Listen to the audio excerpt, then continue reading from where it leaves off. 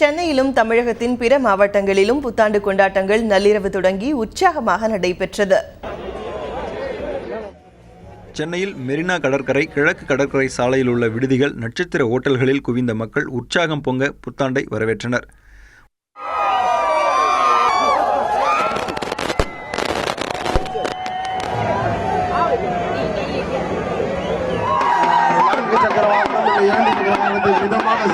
நாங்கள் ஜோலார்பேட்ல first celebrate பண்றோம். நாங்கள் வருஷம் அந்த நியூ இயர்க்கு பீச்சுக்கு வந்துடுவோம். வருஷம் ரொம்ப என்ஜாய் பண்ணுவோம். என் பேர் லக்ஷ்மி பிரியா. நாங்கள் ஒரு 7-8 வருஷமாக இங்கே தான் நியூ இயர் கொண்டாடிட்டு இருக்கோம்.